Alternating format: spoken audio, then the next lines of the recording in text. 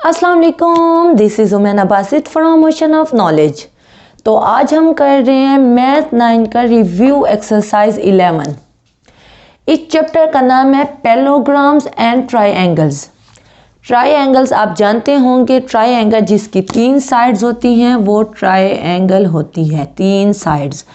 और पैरेललोग्राम जो है, ये जो शक्ल बनी हुई है इसको पैरेललोग्राम कहते हैं, यानी ऐसी शक्ल जिसकी 4 साइड्स हों, 1 2 3 4 साइड्स हों और दोनों साइड जो हैं ये साइड इस साइड के पैरेलल हो, ये साइड इस साइड के पैरेलल हो और इक्वल हो। तो रिव्यू एक्सरसाइज 11 का जो क्वेश्चन नंबर 1 है वो फिल इन द ब्लैंक्स है, वो पेपर में नहीं आता तो वो मैं आपको नहीं करवा रही। तो क्वेश्चन नंबर 2 हम कर रहे हैं, वो कह रहे हैं in parallelogram A B C D, ये जो शक्ल बनी हुई है ये भी आपके बुक में बनी हुई है। तो क्वेश्चन नंबर 2 में उसने ये शक्ल दी है और कहा है कि इस पैरेललोग्राम में, ये जो शक्ल बनी हुई है इस पैरेललोग्राम में मेजर ए बी के ऊपर ये देखिए लाइन बता रही है कि ये लेंथ की बात हो रही है। मेजर ए से लेके बी तक का जो फासला है मेजर डी सी, मैंने अभी बताया है कि ये 2 लेंथ और ये 2 लेंथ क्या होते हैं, इक्वल होते हैं। इक्वल के लिए ये है और कनग्रेंट के लिए ये साइन है। इक्वल का साइन लगा के इसके ऊपर ऐसे लगा देते हैं तो इसका मतलब होता है कनग्रेंट। तो मेजर ए बी की जो लेंथ है मेजर डी सी की लेंथ के इक्वल है, कनग्रेंट है, तो हम कनग्रेंट का साइन लगाएंगे ऐसे करके, ठीक है। इसी तरह मेजर बी सी की जो लेंथ है वो ए डी की लेंथ के क्या है, कनग्रेंट है, इक्वल है, हम ऐसे निशान लगा देंगे, ठीक है ना। बस यही आपने निशान लगाना है।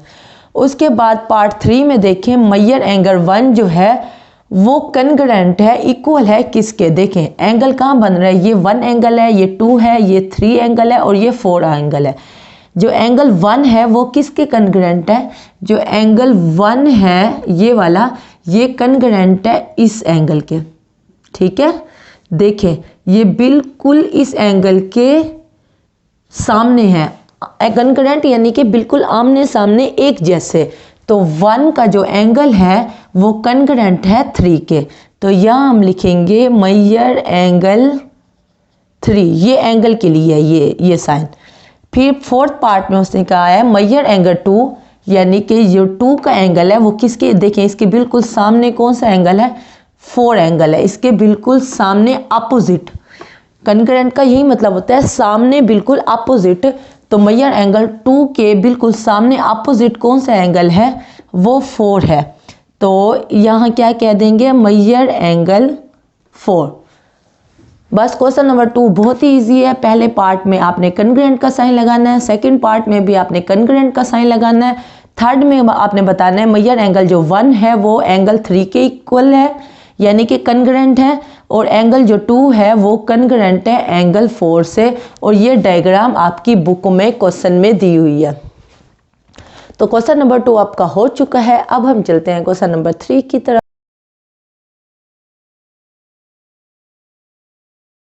ओके, अब हम कर रहे हैं क्वेश्चन नंबर 3। क्वेश्चन नंबर 3 में उसने एक डायग्राम दी हुई है और कहा है find unknowns in given figure. इस फिगर में जो अननोन्स हैं वो आपने मालूम करने हैं। अननोन कौन कौन से हैं, देखें x जो है वो अननोन है, y जो है वो भी अननोन है, m जो है वो भी अननोन है और n जो है वो भी अननोन है। यानी कि हमने 4 चीज़ें फाइंड आउट करनी है, 4 एंगल फाइंड आउट करने हैं। तो उसने सिर्फ एक ही एंगल दिया हुआ है 75 डिग्री और बाकी सारे 4 अननोन दे दिए हैं और कहा है इन चारों अननोन्स को आप फाइंड आउट करो, फाइंड करो। तो आप सबसे पहले ये जो पैरेललोग्राम दी हुई होती है इसको आप नाम दे दो। आपको पता होने चाहिए ये पॉइंट जो होते हैं आम तौर पे, वैसे तो और तरह भी तब तरतीब हो सकती है लेकिन आम तौर पे ऐसे ही तरतीब होती है, ए इस पॉइंट पे बी, इस पॉइंट पे सी और ये जो साइड है डी, ठीक है ना। अब जब हमने नाम दे दिए हैं, हमें पता है कि जो एंगल ए होता है वो एंगल सी के बराबर होता है।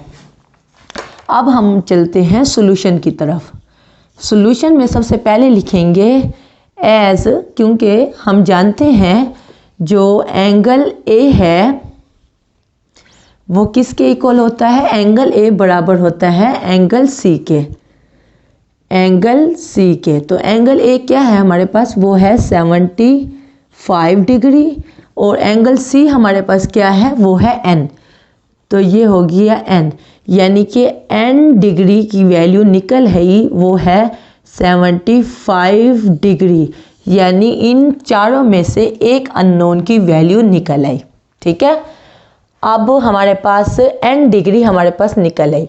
अब आप देखो, क्योंकि एन डिग्री हमारे पास निकल चुकी है, अब हम देखते हैं कि ये जो साइड है, ये जो साइड है, देखें ये इस तरह जो साइड है, इसको अगर इस तरह लिखें तो ये इस तरह साइड है, ऐसे ही है ना। तो आपको पता है दो लाइनों का आपस में जो फासला होता है यहाँ से लेके यहाँ तक, वो 180 डिग्री होता है। तो इसका मतलब है कि ये जो लाइन है यहाँ से लेके यहाँ तक, यानी ये जो दो लाइनें हैं इनका जो फासला है तो 180 है, यानी कि इस एंगल को अगर आप इस एंगल में ऐड करो, इस एंगल को अगर आप इस एंगल में ऐड करो तो वो 180 डिग्री बनता है। ठीक है ना।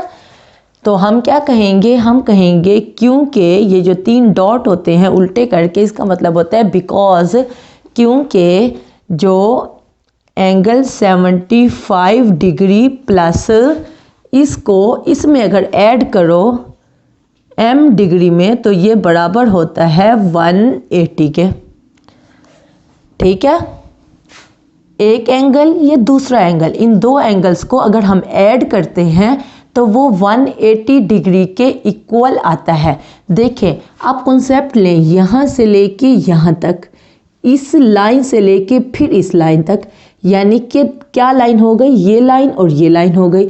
तो ये इस लाइन का इस लाइन से जो एंगल बनेगा वो 180 बनेगा, ऐसे ही है ना। देखें यहाँ से यहाँ तक, अब इस पॉइंट पे यहाँ खड़ा हुआ है, यहाँ से लेके यहाँ तक, तो इन दोनों को अगर ऐड करेंगे तो वो 180 डिग्री बनेगा। तो यही काम मैंने किया है। 75 डिग्री उधर जाएगा, m डिग्री इधर ही खड़ा रहेगा, तो 180 डिग्री माइनस 75 डिग्री, तो m डिग्री हमारे पास आ जाएगी 105 डिग्री, और ये दूसरे अननोन की वैल्यू निकल है जो कि है 105 डिग्री। ठीक है, अब क्योंकि हमें पता है जैसे एंगल ए और एंगल सी बराबर थे, वैसे ही एंगल बी और एंगल डी जो हैं वो भी बराबर है। एंगल बी यानी कि एक्स और एम जो हैं वो बराबर है। हम कहेंगे एंड क्योंकि एंगल बी जो है वो बराबर है एंगल डी के, एंगल बी जो है वो बराबर है एंगल डी के, तो इसका मतलब है जो एक्स डिग्री है वो बराबर है एम डिग्री के, और m डिग्री हमने निकाला है कि वो 105 डिग्री है।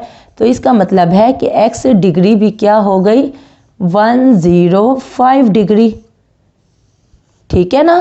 तो ये हमारे पास तीसरा अननोन भी आ गया x डिग्री, जो कि है 105, क्योंकि जैसे ये एंगल और ये एंगल बराबर हैं तो m डिग्री हमारे पास निकला 105 है, तो ये एंगल और ये एंगल भी बिल्कुल बराबर हैं, कन्ग्रेंट हैं। तो हमने x डिग्री भी निकाल ली, वो 105 डिग्री है। अब हमारे पास सिर्फ y डिग्री रह गई जो हमने निकालनी है।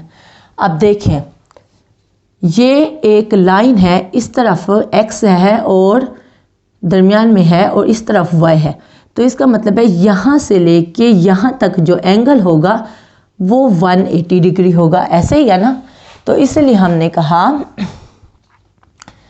क्योंकि x degree plus y degree जो है वो 180 डिग्री के बराबर है। देखें यहाँ से लेके यहाँ तक x है और यहाँ से लेके यहाँ तक y है, तो इसको और इसको ऐड करो तो ये पूरा जो बनता है, ये जो लाइन है, इस पूरे का जो एंगल है वो क्या है, वो 180 डिग्री है। तो इसलिए मैंने कहा x और y को ऐड करो तो वो 180 डिग्री बनता है। तो x की वैल्यू हमारे पास निकल चुकी है, वो है 105 degree plus y degree is equal to 180 degree. y degree 180, 105 को उधर लेके जाएंगे, 180 माइनस 105 डिग्री, और y डिग्री की हमारे पास वैल्यू आएगी, वो आएगी 75 डिग्री। और ये देखें चौथा हमारे पास जो अननोन था वो भी निकल चुका है। तो क्वेश्चन नंबर 3 में हमने यही करना था, जितने अननोन थे हमने उनकी वैल्यूज़ निकालनी थी और हमने वैल्यूज़ निकाल ली हैं। तो क्वेश्चन नंबर 3 आपका हो चुका है। अब हम चलते हैं क्वेश्चन नंबर 4 की तरफ।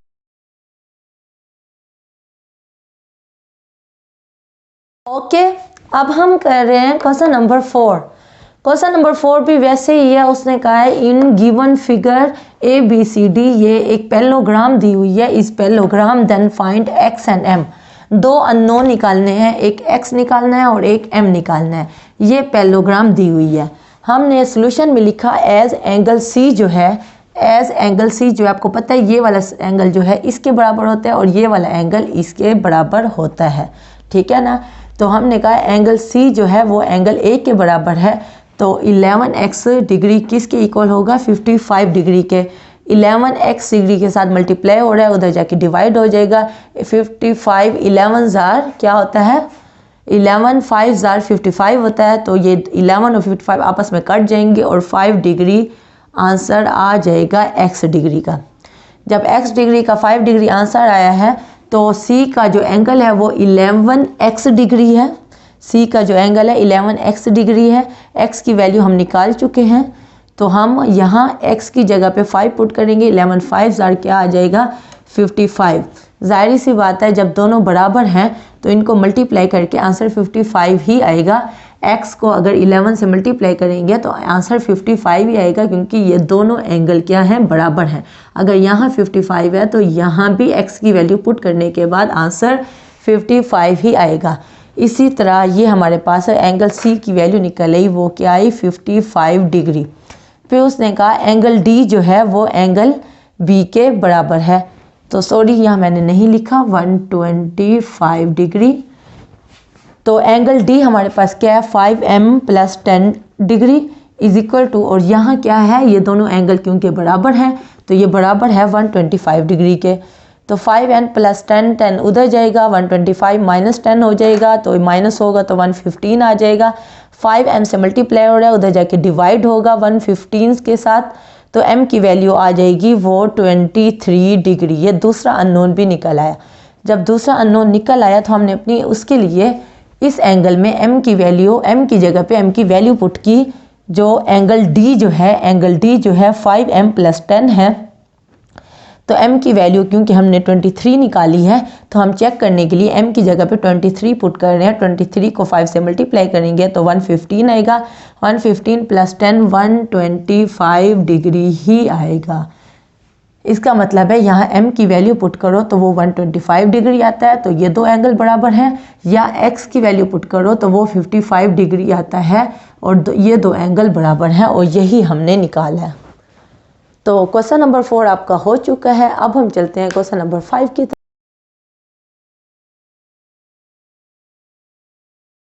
ओके, अब हम कर रहे हैं क्वेश्चन नंबर 5। क्वेश्चन नंबर 5 में भी उसने एक पैरेललोग्राम दी हुई है LMNP। इस parallelogram find m and n। दो अननोन हमने निकालने हैं, एक m और एक n। अब ये पैरेललोग्राम दी हुई है, हमें पता है कि पैरेललोग्राम में ये लेंथ और ये लेंथ इक्वल होती है और ये लेंथ और ये लेंथ इक्वल होती है। जैसे ये एंगल और ये एंगल इक्वल होता है और ये एंगल और ये एंगल इक्वल होता है। सामने वाले एंगल्स या सामने वाली साइड्स एक दूसरे के सामने वाली साइड्स या एक दूसरे के सामने वाले एंगल्स इक्वल होते हैं। तो हमने देखा क्योंकि ये लेंथ और ये लेंथ इक्वल है तो हमने कहा यहाँ 4m + n है और यहाँ जो लेंथ दी हुई है वो 10 दी हुई है, तो हमने कहा 4m + n जो है वो 10 के इक्वल है। इसको 1 का नाम दे दिया।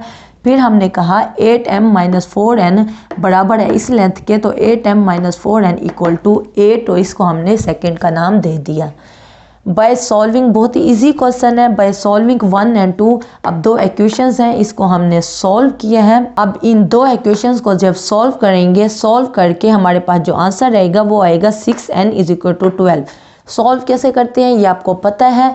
सॉल्व इस तरह करते हैं कि m या n के में से किसी एक कोफिशिएंट को सेम करने के लिए उस वैल्यू से मल्टीप्लाई कर देते हैं कि या 8m और यहाँ 8m बन जाए, यहाँ 4n है तो यहाँ 4n बन जाए। तो जो हमने बनाना होता है उस इक्वेशन के साथ उस वैल्यू को मल्टीप्लाई कर देते हैं, और पूरी वैल्यू जब इक्वेशन के साथ मल्टीप्लाई होती है फिर हम दोनों इक्वेशंस को प्लस माइनस करके m या n में से किसी एक वेरिएबल को काट देते हैं और हमारे पास वैल्यू निकल आती है। यहाँ हमने सॉल्व करके m को काट दिया है, तो देखिए यहाँ 8m है और यहाँ 4m है, तो इसका मतलब है हमने इसको 8m बनाना है ये वाली शक्ल देने के लिए। तो इस पूरी इक्वेशन को हम 2 से मल्टीप्लाई कर देंगे। जब 2 से मल्टीप्लाई कर देंगे यहाँ 8m आ जाएगा और यहाँ 2n आ जाएगा और यहाँ 20 आ जाएगा, ठीक है ना। तो बस उसके बाद हम प्लस माइनस करेंगे तो हमारे पास m जो है 8m जो है 8m से कट जाएगा, हम माइनस करेंगे और n, और यहाँ हमारे पास जो वैल्यू बनेगी वो बन जाएगी, क्योंकि यहाँ 2 से मल्टीप्लाई किया 2n और 4n 6n is equal to 12 बन जाएगा। अब यहाँ n के साथ 6 मल्टीप्लाई हो रहा है, उधर जाके डिवाइड हो जाएगा, n की वैल्यू 2 आ जाएगी। तो पहले अननोन की वैल्यू निकल चुकी है। अब इस जो n की वैल्यू निकली है इसको हमने इक्वेशन 1 में पुट किया। Put n is equal to 2 in 1, जहाँ जहाँ n हमें नज़र आया वहाँ हमने 2 पुट कर दिया। 4m प्लस n की जगह पे 2 पुट किया इज इक्वल टू 10। 2 उधर जाएगा, 10 माइनस 2 हो जाएगा, 10 माइनस 2 8 हो जाएगा। यहाँ 4m है, 4m से मल्टीप्लाई हो रहा है, उधर जाके डिवाइड हो जाएगा। 8 को 4 पे डिवाइड करेंगे, m की वैल्यू आ जाएगी जो कि 2 है। और यही हमारे दो अननोन हमने निकालने थे, m और n। m की वैल्यू भी 2 निकली है और n की वैल्यू भी 2 निकली है। तो क्वेश्चन नंबर 5 आपका हो चुका है। अब हम चलते हैं क्वेश्चन नंबर 6 की तरफ। ओके, अब हम कर रहे हैं क्वेश्चन नंबर 6। क्वेश्चन नंबर 6 में उसने कहा है जो क्वेश्चन नंबर 5 है, यानी कि डायग्राम वही यूज़ करनी है। वो कह रहा है क्वेश्चन नंबर 5 में जो अपोजिट एंगल है उनका जो सम है, पैरेललोग्राम के अपोजिट एंगल का जो सम है इज़ 110। हमें देख के पता चल रहा है, यहाँ 55 को 55 में ऐड करो तो वो 110 आता है। फाइंड रिमेनिंग एंगल्स, इसका मतलब है रिमेनिंग जो बच गए हैं उन एंगल्स को मालूम करना है। P और M का जो एंगल है वो मालूम करना है, और ये हमें पता है कि उसने बता दिया L और N जो है इन एंगल को ऐड करो तो 110 आंसर आता है, ठीक है। अब क्योंकि हमें पता है ये जो पैरेललोग्राम होती है इसके चारों एंगल्स होते हैं, इन चारों एंगल्स को अगर ऐड करो तो वो 360 डिग्री के इक्वल होते हैं। तो जैसे हमें ट्रायंगल का पता है कि ट्रायंगल की तीनों साइड्स को अगर ऐड करो तो वो 180 डिग्री होती है, इसी तरह ये जो पैरेललोग्राम होती है उसमें अगर हम चारों एंगल्स को ऐड करें तो वो 360 डिग्री एंगल आता है। तो इसलिए हमने कहा angle L plus angle M plus angle N plus angle P जो है वो 360 डिग्री के इक्वल है। जो एंगल L है वो हमें पता है 55 डिग्री के इक्वल है, और एंगल जो N है ये वाला एंगल ये भी हमें पता है 55 डिग्री के इक्वल है। तो एंगल L की जगह पे 55 डिग्री लिख लिया, एंगल N की जगह पे 55 डिग्री लिख लिया, और एंगल M और एंगल P वैसे ही आ रहे हैं। और हमें ये भी पता है जैसे एंगल L और एंगल N बराबर हैं, देखिए यहाँ भी 55 डिग्री है और यहाँ भी 55 डिग्री है, तो एंगल M और एंगल P भी क्या है, बराबर है। तो इसका मतलब ये हुआ कि क्योंकि एंगल M और एंगल P बराबर हैं तो हमने क्या किया, एंगल M की जगह पे एंगल P की जगह पे एंगल P, क्योंकि एंगल M के बराबर है तो एंगल P की जगह पे हमने एंगल M लिख लिया। अब यहाँ भी एंगल M है और यहाँ भी एंगल M है, यहाँ कोफिशिएंट 1 है, यहाँ भी कोफिशिएंट 1 है। तो एंगल P की जगह पे क्योंकि 1 एंगल M आ गया है तो 1 angle M plus 1 angle M कितना हो गया, 2 एंगल m, ठीक है ना। और 55 डिग्री को 55 डिग्री में ऐड किया तो प्लस 110 डिग्री आ गया। ये उसने मैं क्वेश्चन में ही कह दिया था 110 है, और इज इक्वल टू 360 वैसे ही आ रहा है। 110 डिग्री को उधर लेके गए, 360 डिग्री माइनस 110 क्या आ गया, 250 डिग्री आ गया। यहाँ 2 LM एंगल m के साथ क्या हो रहा है, मल्टीप्लाई हो रहा है। ये एंगल है, L नहीं है। देख के ऐसे लग रहा है कि L है, लेकिन L नहीं है। तो यहाँ 2 जो है मल्टीप्लाई हो रहा है एंगल m के साथ, उधर जाके डिवाइड हो जाएगा 250 पे। 250 डिग्री को जब 2 पे डिवाइड करेंगे तो एंगल m की वैल्यू आएगी वो 125। और क्योंकि एंगल m और एंगल p बराबर हैं तो इसका मतलब है एंगल m की वैल्यू अगर 125 डिग्री निकली है तो एंगल p की वैल्यू भी 125 डिग्री है। यानी कि यहाँ भी 125 डिग्री है और यहाँ भी 125 डिग्री है। अब देखें 55 को 125 और फिर 55 और फिर 125 में अगर इन चारों को अगर आप ऐड करो तो वो 360 डिग्री ही बनेगा। ऐड करने की ज़रूरत नहीं है, जस्ट मैं आपका कॉन्सेप्ट क्लियर करने के लिए कह रही हूँ, वरना आपका आंसर यहाँ तक ख़त्म हो गई है। इसके आगे करने की आपको ज़रूरत नहीं है। तो क्वेश्चन नंबर 6 आपका हो गया है। रिव्यू एक्सरसाइज 11 आपकी कंप्लीट हो गई है। मैंने चैप्टर 11 में से और एक्सरसाइजेज नहीं करवाई क्योंकि वो स्मार्ट सिलेबस में शामिल नहीं थी। तो उम्मीद है आज का जो लेक्चर है, आज की जो एक्सरसाइज है वो आपको समझ आई होगी। अगर आप पहली दफ़ा मेरी वीडियो पे आए हैं तो मेरे चैनल को ज़रूर सब्सक्राइब करें। अगर मेरी वीडियो आपके लिए थोड़ी सी भी इंफॉर्मेटिव हुई है तो मेरे वीडियो को ज़रूर लाइक करें। और अगर कोई क्वेश्चन हो, कोई बात हो, कोई पूछने वाली, तो आप नीचे कमेंट में पूछ सकते हो, मैं उसका डेफिनेटली जवाब दूंगी। तो एक क्वेश्चन भी है, आप मुझे बताएं कि नया चैप्टर हम कौन सा करें, ताकि आप नीचे कमेंट में कहो और फिर मैं नेक्स्ट डे आपको वो वाला चैप्टर करवा दूंगी। आपके लिए भी आसानी है और मेरे लिए भी आसानी है। तो फिर मिलते हैं नए लेक्चर के साथ। अल्लाह हाफ़िज़।